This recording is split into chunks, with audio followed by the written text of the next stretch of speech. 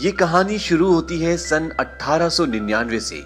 Colombia university में एक lecturer होते हैं जिनका नाम होता है डॉक्टर अलेक्जेंडर, और डॉक्टर अलेक्जेंडर का सब्जेक्ट होता है इन्वेंशन।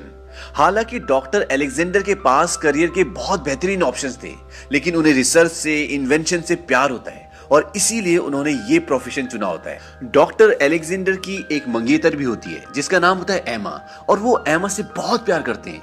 एक शाम को जब वो एमा से मिलने जाते हैं तो वहां पे एक चोर आ जाता है और वो एमा को गोली मार देता है, और इस हादसे में एमा की मौत हो जाती है। और इससे डॉक्टर अलेक्जेंडर पूरी तरह से टूट जाते हैं। वो इस सदमे को बर्दाश्त कर ही नहीं पाते, और अब डॉक्टर अलेक्जेंडर ये डिसाइड करते हैं कि वो एक टाइम मशीन बनाएंगे और उस टाइम मशीन से वो भूतकाल में जाकर, पास्ट में जाकर एमा को बचा लेंगे ताकि वो जिंदगी भर उसके साथ रह सकें। और इसके लिए वो दिन रात एक कर देते हैं। अब जिस दौरान वो अपनी रिसर्च कर रहे होते हैं उसी दौरान उनका एक दोस्त होता है जिसका नाम होता है डेविड। वो बार बार आकर उन्हें समझाता है कि इन सब चीजों से बाहर आओ, एमा मर चुकी है और अब वो वापस कभी नहीं आ सकती। लेकिन डॉक्टर अलेक्जेंडर उसकी बात पे ज्यादा ध्यान नहीं देते और अपना पूरा टाइम, पूरा वक्त अपनी रिसर्च को देते हैं। और 4 साल की कड़ी मेहनत के बाद वो टाइम मशीन बना लेते हैं, और ये सन होता है सन 1903। अब डॉक्टर अलेक्जेंडर उस टाइम मशीन में बैठते हैं और भूतकाल में ट्रैवल करना शुरू करते हैं, और वो उसी वक्त में पहुंच जाते हैं, यानी कि सन 1899 की उसी शाम को, जिस शाम को एमा का मर्डर हुआ था। और वहां पर उन्हें एमा मिलती है। एमा को देखकर वो बहुत खुश होते हैं और वो वहां से कहीं और चले जाते हैं। लेकिन वहां पर भी एमा का एक घोड़ा गाड़ी से एक्सीडेंट होता है और उसकी मौत हो जाती है। और डॉक्टर अलेक्जेंडर ये समझ जाते हैं कि मैं कितनी भी कोशिश कर लूं, मैं पास्ट को चेंज नहीं कर सकता। लेकिन डॉक्टर अलेक्जेंडर ये सोचते हैं कि शायद जिन सवालों का जवाब मेरे पास ना हो सकता है कि भविष्य के मानव ने, फ्यूचर के लोगों ने इस पहेली का, इन सवालों का जवाब ढूंढ लिया हो। और अब वो ये डिसाइड करते हैं कि वो फ्यूचर में जाएंगे और इस सवाल का जवाब लेकर आएंगे, फिर पास्ट में जाकर एमा को बचा लेंगे। और इसके बाद वो अपनी मशीन में बैठते हैं और फ्यूचर में ट्रैवल करते हैं। और अब डॉक्टर अलेक्जेंडर पहुंच जाते हैं सन 2030 में। और 2030 में पहुंचने के बाद वो न्यूयॉर्क की एक पब्लिक लाइब्रेरी में जाते हैं ताकि वो ये सब पढ़ सके, ये सब जान सके कि साइंस ने कितनी तरक्की की है। अब जब वो लाइब्रेरी में जाते हैं तो वहां पर उन्हें एक कंप्यूटराइज होलोग्राफिक इमेज दिखती है जिसका नाम होता है वॉक्स 114। और वो उससे बात करते हैं, पूछते हैं कि टाइम मशीन के बारे में तुम क्या जानते हो। वॉक्स 114 उन्हें बोलता है कि टाइम ट्रेवल का आविष्कार आज तक इस धरती में हुआ ही नहीं है। और ये सुनने के बाद डॉक्टर अलेक्जेंडर बहुत डिसअपॉइंट होते हैं क्योंकि उन्हें उनका आंसर यहां नहीं मिला होता। और वो तय करते हैं कि मुझे और भी आगे जाना चाहिए। हो सकता है कि भविष्य के मानव ने, जो इनसे भी एडवांस हैं, उन्होंने टाइम ट्रेवल का आविष्कार किया हो और मेरे सवालों का जवाब उनके पास हो। अब वो अपनी मशीन में बैठते हैं और दोबारा वहां से और आगे जाते हैं। और अब डॉक्टर अलेक्जेंडर पहुंच जाते हैं 7 साल आगे, यानी कि सन 2037 में।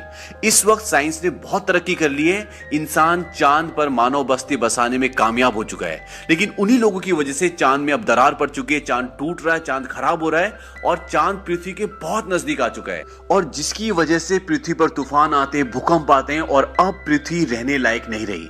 अब डॉक्टर अलेक्जेंडर अपनी मशीन से उतरकर ये सब देख ही रहे होते कि वहां पे 2 सोल्जर आ जाते हैं और वो उन्हें रेस्क्यू करना चाहते हैं, उन्हें पकड़ लेते हैं। लेकिन तभी ये दिखाते हैं कि धरती फटना शुरू हो जाती है। और इसके बाद डॉक्टर अलेक्जेंडर अपनी मशीन की तरफ भागते हैं और अपनी मशीन में बैठ जाते हैं और मशीन को स्टार्ट कर देते हैं। लेकिन धरती फटने की वजह से उनकी मशीन बुरी तरह हिलती है और उनके सिर में चोट लग जाती है और वो बेहोश हो जाते हैं। लेकिन अब मशीन चालू हो चुकी है, वो भविष्य में यात्रा कर रहे हैं और वो भविष्य में बहुत आगे निकल जाते हैं। और इसी यात्रा के दौरान उन्हें कुछ पलों के लिए होश आता है और वो अपनी टाइम मशीन को रोक देते हैं और वो पहुंच जाते हैं सन 8,02,701 में। और अब धरती पूरी तरह से बदल चुकी है, जिस तरह से दिखाया गया था कि सन 2037 में चांद के विनाश के कारण धरती पे तूफान आते थे, भूकंप आते थे और धरती पूरी तरह से बंजर हो रही थी। वहीं अब ये दिखाते हैं कि पूरी धरती पे हरियाली हरियाली है। लेकिन इस सदी में टेक्नोलॉजी का नामो निशान नहीं है। इंसान बहुत कम बचे हैं और वो आदिवासियों की तरह जिंदगी जीते हैं। अब जब डॉक्टर अलेक्जेंडर की टाइम मशीन रुकती है तो वो बेहोशी की हालत में होते हैं। और जब उन्हें होश आता है तो एक घर में होते हैं, लेकिन उनके शरीर पर एक भी कपड़ा नहीं होता। उनके सारे कपड़े उनके पास रखे होते हैं, वो अपने कपड़े पहनते हैं। तभी वहां पर एक बच्चा आता है। अब डॉक्टर अलेक्जेंडर उससे बात करना चाहते हैं, लेकिन वो बाहर निकल जाता है और डॉक्टर अलेक्जेंडर भी उसके पीछे पीछे बाहर जाते हैं। और बाहर जाके वो देखते हैं कि बहुत ही खूबसूरत बस्ती होती है जो पहाड़ की चट्टान पर बहुत ही सेफ तरीके से बनाई होती है। कहने का मतलब यह है कि इस सदी में लोग ईंट, पत्थर, सीमेंट से घर नहीं बनाते, बल्कि चट्टान को काटकर उसके अंदर घर बनाते हैं। और यहाँ पर रहने वाले लोगों को इलॉय कहते हैं। और ये जो जगह है, आज से लाखों साल पहले ये न्यूयॉर्क का मैनहट्टन शहर था, जो आज इस तरह से पूरी तरह परिवर्तित हो गया है। अब जब अलेक्जेंडर बाहर आ जाता है तो उसको देखकर पूरी बस्ती वाले उसके चारों तरफ जमा हो जाते हैं। लेकिन यहाँ पर एक और प्रॉब्लम होती है कि ये जो बस्ती वाले लोग हैं, इनकी अपनी कोई भाषा होती है, ये लोग इंग्लिश नहीं बोलते। और जब वो देखते कि अलेक्जेंडर उनकी भाषा नहीं जानता, तो उन्हें ये लगता है कि इस इंसान से हमें खतरा हो सकता है, और वो लोग ये डिसाइड करते कि अब हम इसे मार देंगे। लेकिन तभी वहां पर मारा आ जाती है, और मारा वही लड़की होती है जो अलेक्जेंडर को बचाकर यहां तक लाई होती है, और मारा को इंग्लिश बोलनी भी आती है। दरअसल इस सदी में भी कुछ लोग इंग्लिश बोलना जानते हैं, लेकिन उनकी गिनती बहुत कम है। अब मारा अलेक्जेंडर से उसके बारे में पूछती है, तो अलेक्जेंडर अपने बारे में उसको सब कुछ सच सच बता देता है। लेकिन मारा ये सारी बातें अपने लोगों को नहीं बताती, क्योंकि वो जानती है कि ये लोग इस पे विश्वास नहीं करेंगे और ये उसे मार देंगे। इसीलिए उसकी जान बचाने के लिए उन्हें उसकी सच्चाई नहीं बताती। इसके बाद अगले सीन में ये दिखाते हैं कि रात हो जाती है, और रात को अलेक्जेंडर सो जाता है और नीचे मारा और उसका भाई सो जाते हैं। जिस छोटे लड़के के पीछे अलेक्जेंडर बाहर आया होता है, वो मारा का भाई होता है। अब इस रात को एक अजीब सी बात होती है। रात को अलेक्जेंडर को एक सपना आता है कि जंगल में उसे कोई पुकार रहा है, और कोई सफेद चेहरे वाला आदमी उसके सामने आता है। उसके बाद वो एक गुफा के सामने जाता है, जिसमें बहुत बड़े बड़े दांत टाइप का दरवाजा होता है, और वो खुलता है, और इसके बाद अलेक्जेंडर डर के उठ जाता है। उसी टाइम ये दिखाते हैं कि मारा का भाई भी नीचे डर के उठ जाता है, और इन दोनों ने एक ही सपना देखा है। अब जब वो सब उठ जाते हैं तो वो देखते हैं कि अलेक्जेंडर की घड़ी वहां पर नहीं होती। उसके बाद मारा उसे बताती है कि यहाँ पर जितने भी लोग हैं, वो सभी ये सपना देखते हैं। इसके बाद वो सब सो जाते हैं, और अगले दिन मारा उसको एक जगह ले जाते हैं, जहां पर ये दिखाते हैं कि न्यूयॉर्क शहर की जो आज से लाखों साल पहले बहुत फेमस बिल्डिंग्स थी, वो अब जमीन के नीचे बहुत गहरी धंस चुकी हैं। इसके बाद मारा अलेक्जेंडर से पूछती है कि तुम इतनी दूर क्यों आए, मतलब तुम भूतकाल से भविष्य में क्यों आए। अलेक्जेंडर इस बात का जवाब नहीं देता, और मारा समझ जाती है। मारा बोलती है कि शायद तुमने किसी को खोया है। अलेक्जेंडर बोलता कि हाँ, और इसीलिए मैंने टाइम मशीन बनाई थी ताकि भूतकाल में जाकर सब कुछ ठीक कर दूं, लेकिन मैं ऐसा नहीं कर पाया, और इसीलिए मैं भविष्य में आया हूं ताकि मैं जान सकूं कि मैं भविष्य को कैसे चेंज कर सकता हूं, यानी कि भूतकाल में जाकर आने वाले टाइम को कैसे बदल सकता हूं। इसके बाद वो लोग वहां से चले जाते हैं और उस जगह पर पहुंच जाते हैं जहां पर अलेक्जेंडर की टाइम मशीन होती है। और अब अलेक्जेंडर ये डिसाइड करता है कि वो अपने टाइम में, अपने वक्त में वापिस चला जाएगा। और जब वो वापिस जा ही रहा होता है तो मारा उससे बोलती है कि प्लीज तुम मेरे छोटे भाई को भी अपने साथ ले जाओ। अब वहां पर उनकी बातें चली रही होती है कि तभी नगाड़े बजना शुरू हो जाते हैं, और ये खतरे का संकेत होते हैं। ये नगाड़ों की आवाज सुनते ही मारा अपनी बस्ती की तरफ भागती है, और अलेक्जेंडर भी उसके पीछे पीछे भागता है। और जब अलेक्जेंडर बस्ती में पहुंचता है तो वहां वो देखता है कि एक सफेद रंग का अजीब सा प्राणी होता है। इन प्राणियों को मॉरलॉक्स कहा जाता है, और ये धरती के नीचे रहते हैं, और धरती के नीचे खाने के लिए कुछ भी नहीं है, तो ये इन लोगों की बस्तियों पर हमला करते हैं, और यहां से इंसानों को उठाकर धरती के नीचे ले जाते हैं, और वहां उन्हें मारकर खा जाते हैं। और मारा यहां पर इसलिए आई होती है क्योंकि उसका भाई यहां होता है। अब इसी भगदड़ में मारा के भाई को बचाते हुए एक मोरोलोक अलेक्जेंडर के पीछे पड़ जाता है। अलेक्जेंडर वहां से भागता है और वो मोरोलोक उसका पीछा करता है। इसके बाद अलेक्जेंडर एक ऊंची जगह पे चढ़ जाता है और वो भी उसके पीछे चढ़ जाता है, लेकिन इसके बाद ये दिखाता है कि वो मोरोलोक नीचे गिर जाता है और अलेक्जेंडर उसके ऊपर गिर जाता है। अब अलेक्जेंडर उसके हाथों में होता है, तब एक सायरन बजता है और वो मोरोलोक वहां से भाग जाता है। दरअसल ये सायरन उन्हीं के लोगों ने बजाया होता है, क्योंकि वो वापस जा रहे होते हैं और सब एक साथ जमीन के अंदर धंसना शुरू हो जाते हैं। और यहाँ पे ये दिखाते हैं कि वो लोग मारा को पकड़कर अपने साथ ले जाते हैं। अलेक्जेंडर उन्हें बोलता है कि हमें मारा को बचाना होगा, लेकिन वहां के लोग बोलते हैं कि हम उनसे नहीं लड़ सकते क्योंकि वो हमसे बहुत ताकतवर हैं और अब मारा को बचाना नामुमकिन है। लेकिन अलेक्जेंडर बोलता है कि मैं किसी भी कीमत में मारा को बचाऊंगा। अब वो मारा के भाई से बोलता है कि मुझे बताओ कि ये लोग कौन है और कहां से आते हैं। इसके बाद मारा का भाई उसे एक जगह ले जाता है और ये न्यूयॉर्क की वही लाइब्रेरी होती है जहां पर अलेक्जेंडर टाइम ट्रेवल करके सन 2030 में गया था। अब लाइब्रेरी के अंदर जाने के बाद अलेक्जेंडर को वही होलोग्राफिक कंप्यूटराइज्ड लाइब्रेरियन दिखता है जो उसे आज से 8 लाख साल पहले यानी कि सन 2030 में दिखा था। ये अभी भी अच्छे से फंक्शन कर रहा होता है और ऐसा शायद इसलिए है क्योंकि यहाँ का सारा इलेक्ट्रिक सिस्टम सोलर सिस्टम से कनेक्टेड है, तो इसीलिए ये चार्ज हो जाता है और आज भी ये सिस्टम काम कर रहा है। अब अलेक्जेंडर उससे पूछता है कि यहाँ ये सब क्या हो रहा है, ये लोग कौन है जो जमीन के नीचे से आते हैं और लोगों को उठाकर ले जाते हैं। वो बताता है कि जब चांद खत्म हुआ था उसके बाद कुछ लोग जमीन के नीचे चले गए थे और कुछ लोग जमीन के ऊपर ही थे, और जो लोग जमीन के ऊपर रह गए आज उन्हें इलॉय कहा जाता है, और जो लोग जमीन के नीचे चले गए थे वो हजारों साल तक जमीन के नीचे रहे और उसके बाद वो जमीन के ऊपर इसलिए नहीं आ पाए क्योंकि वो धूप की रोशनी को बर्दाश्त नहीं कर पाते और धीरे धीरे वो शारीरिक और मानसिक रूप से पूरी तरह बदल गए और आज उन लोगों को मॉरलॉक्स कहा जाता है। दरअसल ये पास्ट के ह्यूमन बीइंग्स ही हैं जो आज मॉरलॉक्स बन चुके हैं और जमीन के नीचे खाने के लिए कुछ नहीं होता, इसीलिए ऊपर ये मानव की बस्ती में आते हैं, उन्हें उठा के ले जाते हैं और उन्हें खाते हैं।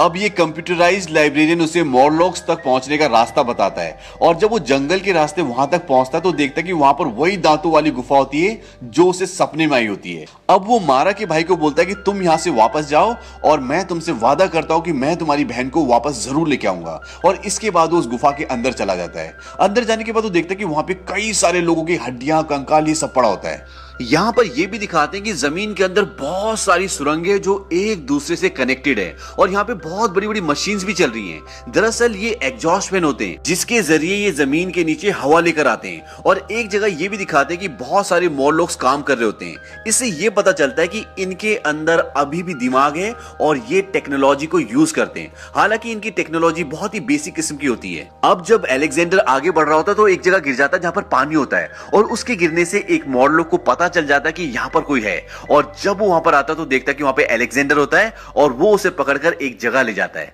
जहां पर वो देखता है कि वहां पर मारा भी है, उसको एक पिंजरे में बंद किया हुआ है और वहीं पर ये दिखाते हैं कि इन सब का जितने भी मॉरलॉक्स होते हैं उन सब का बॉस वहां पर बैठा होता है और वो लगभग इंसानों की तरह ही दिखता है लेकिन उसका पूरा फेस बिल्कुल व्हाइट होता है।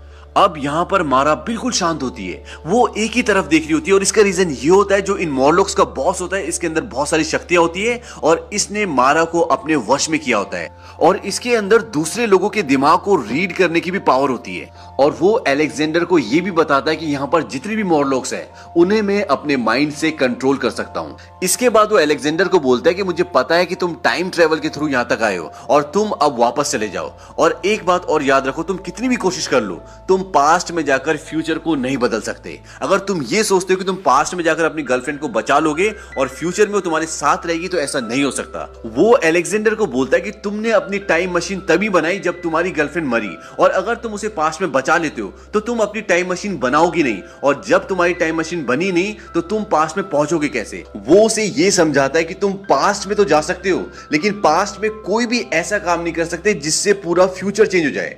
इसे साइंस की दुनिया में विरोधाभास कहते हैं यानी कि पैराडॉक्स। इसके बाद वो अलेक्जेंडर को बोलता है कि तुम्हें तुम्हारा आंसर मिल गया, अब तुम अपने वक्त में अपनी दुनिया में वापस चले जाओ।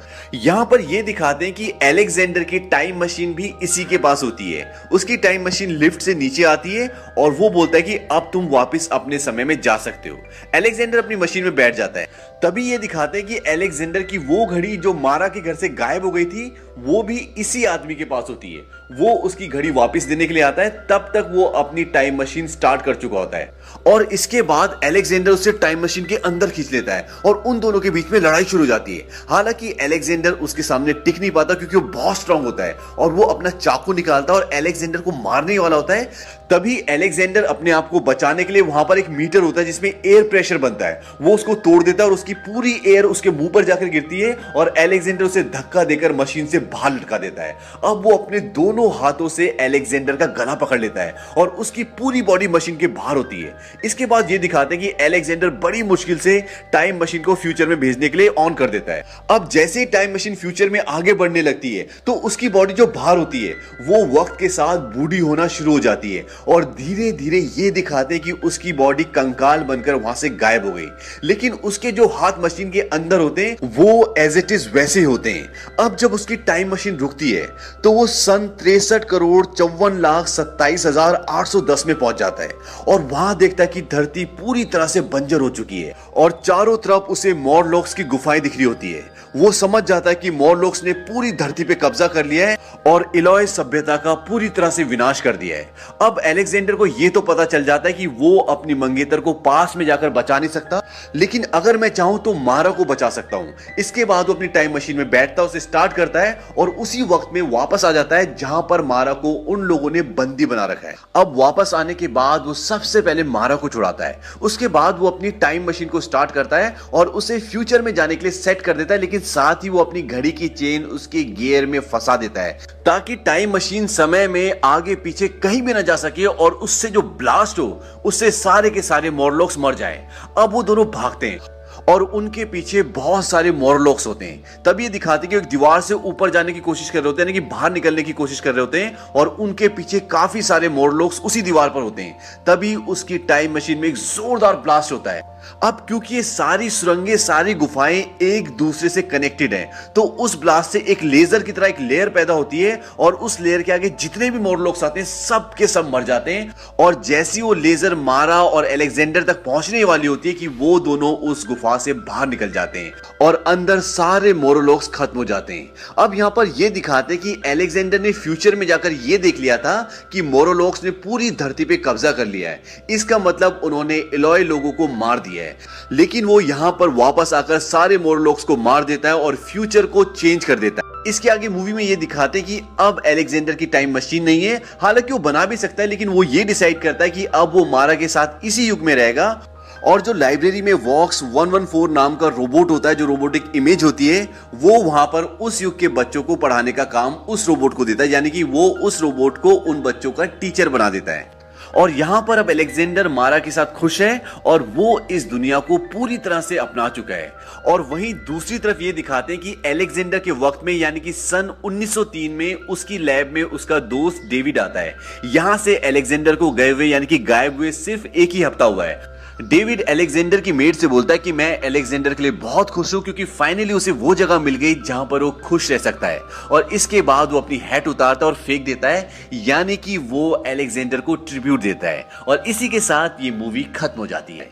हालांकि इस मूवी में कुछ ऐसे पॉइंट्स हैं जो डायरेक्टर और राइटर ने क्लियर नहीं किए, जैसे कि जब अलेक्जेंडर वापस इसी वक्त में आता है, तो जो मोरलॉक्स का बॉस होना चाहिए था उसे जिंदा होना चाहिए था, क्योंकि वो इसी वक्त का था। और उसकी मौत इसलिए हुई थी क्योंकि वो फ्यूचर में चले जाता है, टाइम में आगे चले जाता है। और जब अलेक्जेंडर वापस इसी टाइम में आया तो उसे जिंदा दिखाना चाहिए था, जो कि नहीं दिखाया गया।